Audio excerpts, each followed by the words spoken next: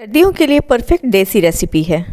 तुलसी का पत्ता, खजूर और अदरक, इनको हम आंवले में मिक्स करके बिल्कुल देसी तरीके से च्यवनप्राश बनाएंगे। घर में बहुत ही सस्ते में, बहुत ही पौष्टिक और बहुत ही स्वादिष्ट।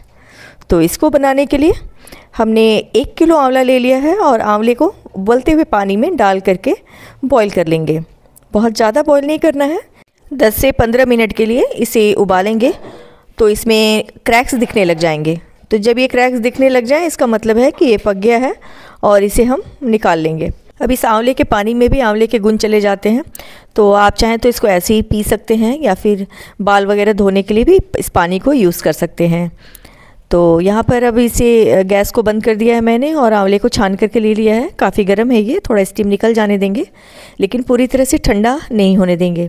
ठंडा हो जाने के बाद फिर से इसे जो हमें ग्राइंड करना है तो दिक्कत हो जाती है। तो हल्का सा स्टीम जब निकल जाए और हाथ से छूने लायक हो जाए तब इसकी सारी कलियाँ अलग कर देंगे। इसे दबाएंगे इस तरह से तो ये खुल जाएगा और आंवले को अलग कर लेंगे और उसके बीज को अलग रख देंगे। तो फ्रेंड्स, अगर आपको मेरी देसी आंवले के च्यवनप्राश की ये रेसिपी अगर आपको पसंद आए तो आप इसे लाइक शेयर ज़रूर कीजिएगा और लास्ट तक देखिएगा। रेसिपी बहुत ही बढ़िया रेसिपी है और बहुत ही टेस्टी बनकर तैयार होती है। अगर चैनल पर नए हैं तो सब्सक्राइब ज़रूर कर लीजिएगा। तो ये सारे आंवले मैंने छुड़ा कर रख लिए हैं और बीज को अलग कर दिया है। अब इसे हम ग्राइंड करेंगे। 1 किलो आंवला था, इसमें से थोड़े से बीज निकल गए। अब इसको भी 2 बार में मैं ग्राइंड करके ले लूँगी। तो आप यहाँ देख सकते हैं, अगर ग्राइंड करने में 1-2 चम्मच पानी डालने की ज़रूरत पड़ती है तो आप आराम से डाल सकते हैं, उससे घबराएं नहीं, वो कभी ख़राब नहीं होगा। आगे चल के हमें इसे भूनना है और भून करके सुखाना है, तो ये जितना कम गीला रहेगा उतना अच्छा है। तो फ्रेंड्स, अब यहाँ पे मैंने 100 से 150 ग्राम है करीब खजूर हैं, इनको मैंने पानी में सोख करके रख दिया था। ये 100 ग्राम अदरक है और 1 मुट्ठी तुलसी के पत्ते। ये हरे पत्ते अभी मैं तोड़ करके अपने गार्डन से लाई हूँ और इसे मैं च्यवनप्राश बनाने में यूज़ करूँगी। तो इन सभी चीज़ों को हमें ग्राइंड करना है, जिसके लिए खजूर से उसके बीज निकाल दें और निकाल करके ग्राइंड कर दें। यहाँ पे खजूर की जो क्वांटिटी है वो आप बढ़ा भी सकते हैं, क्योंकि जितना आप ज़्यादा खजूर डालेंगे उतना ही आपको गुड़ कम डालना पड़ेगा। तो गुड़ और आंवला, जब भी कोई चीज़ हम आंवले की बनाते हैं तो उसमें गुड़ और आंवला दोनों बराबर लेते हैं, लेकिन या जितना खजूर हम लेंगे उतना गुड़ कम कर देंगे।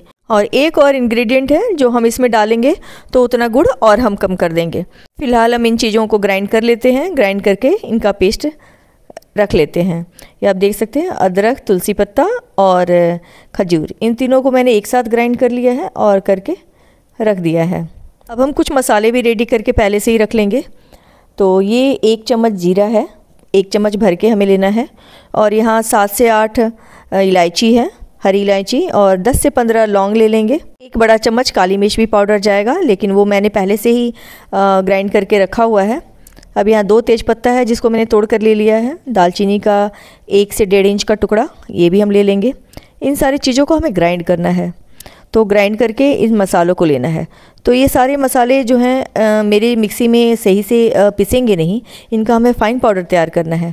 तो मैंने साथ में और भी चीज़ों को ले लिया है। ये जायफल, आधा जायफल मैंने डाला है। जायफल भी बहुत गर्म होता है तो आधा ही डालेंगे।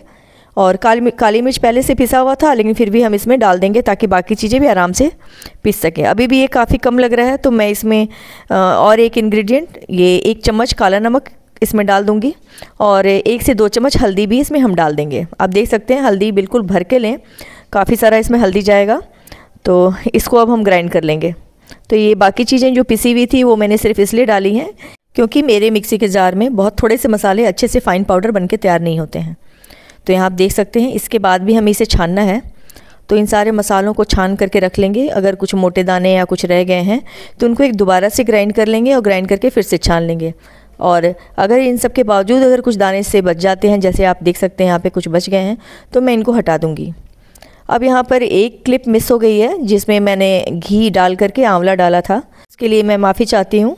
यहाँ पे मैंने 200 ग्राम के करीब घी लिया है और उसमें सारा आंवला डाल दिया है। तो फ्रेंड्स, आंवले का ये च्यवनप्राश है, इसलिए इसमें देसी घी, घर का बना हुआ शुद्ध देसी घी डालें और उससे च्यवनप्राश बनाएं। बहुत ही पौष्टिक और बहुत ही टेस्टी ये बनकर तैयार होगा। थोड़ी देर में ही सारा घी आप देख सकते हैं सोख कर लिया है आंवले ने। अब हम थोड़ी देर भूनने के बाद जो हमने ये मिक्सचर बनाया था अदरक और खजूर का, उसको भी हम इसमें डाल देंगे। तो अभी जैसे ही हमने ये मिक्सचर डाला है, इसकी जो अरोमा है इतनी बढ़िया निकल कर आई है कि पूरे मेरे घर में इसकी खुशबू फैल गई। इतना बढ़िया खुशबू आता है इसको डालने के बाद जब हम इसे भून रहे होते हैं तब। तो फ्रेंड्स आप ये देख सकते हैं, इसको हम फिर से थोड़ी देर भूनेंगे और भूनने के बाद इसमें थोड़ा सा हम नमक भी डाल देंगे। ये है सेंधा नमक मैंने इसमें डाला है ताकि ये थोड़ा सा जल्दी से इसमें जो वाटर कंटेंट है वो सूख जाए। एक चीज़ जो इस च्यवनप्राश को बनाने में सबसे ज़्यादा इम्पॉर्टेंट है वो है आपके हाथों की जो कसरत होगी वो, क्योंकि हाथ को बिल्कुल रोकना नहीं है, इसे कंटिन्यूअस चलाते रहना है। चाहे आप घी डाल रहे हों, चाहे आप मसाले डाल रहे हों, क्योंकि ये बहुत जल्दी नीचे से लगने लगता है। तो आप इस चीज़ का बहुत ध्यान दें। या तो नॉन स्टिक की कढ़ाई लें, फिर भी इसे लगातार चलाते रहें ताकि सामान ये भून पाए।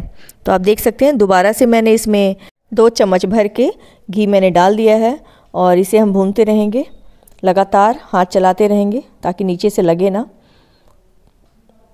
शुरू से आखिर तक फ्लेम को मीडियम से स्लो ही रखना है। थोड़ी देर और भूनने के बाद मैंने इसमें 700 ग्राम के करीब गुड़ डाल दिया है। तो हमारे यहाँ इसी तरह से गोल गोल बने हुए ढेले की तरह गुड़ आते हैं, तो मैंने इसको सीधा ही आंवले में डाल दिया है। अगर आप चाहें तो इसको काट करके या तोड़ करके भी डाल सकते हैं, और अगर गुड़ के बड़े पीसेस आपकी तरफ आते हैं या आप लेकर आए हैं तो आप उसे काट काट के भी यहाँ ऐड कर सकते हैं। तो इस तरह से चलाते हुए इसे भूनते रहेंगे, गुड़ इसी में पिघल जाएगा। तो थोड़ी देर मैंने इसे ऐसे ही चलाते हुए कुक किया है। अब इस रेसिपी में यही ख़ास बात है कि इसे बहुत देर तक भूनना है, और आँच को भी हम तेज़ नहीं कर सकते इसमें, और स्लो आंच पे ही इसे काफ़ी देर तक हम भूनते रहेंगे। आप देख सकते हैं गुड़ यहाँ लगभग पिघल गया है, छोटे छोटे इसमें डेले रह गए हैं इसके, लेकिन ये काफ़ी हद तक पिघल गया है और आंवले का कलर भी चेंज हो गया है। गुड़ से आंवले का कलर चेंज हो गया है और थोड़ी देर में ये पूरी तरह से गुड़ पिघल जाएगा।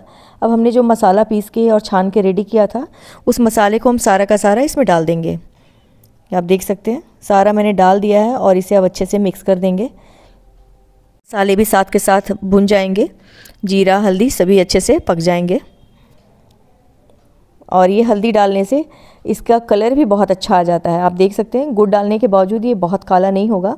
वैसे तो आंवले का च्यवनप्राश है तो आपको लोहे की कढ़ाई में पकाना चाहिए, अगर आपके पास लोहे की कढ़ाई हो। मेरे पास नहीं थी तो मैं स्टील की कढ़ाई में बना रही हूँ। तो आप देख सकते हैं थोड़ी देर और भुनी हूँ, भुनने के बाद ये हल्का शाइनिंग जैसा हो गया है। आपको देखकर पता चल रहा होगा साइड्स में कि बिल्कुल चमकीला सा हो गया है, और ये लग रहा है जैसे घी इसने छोड़ दिया है काफ़ी कुछ।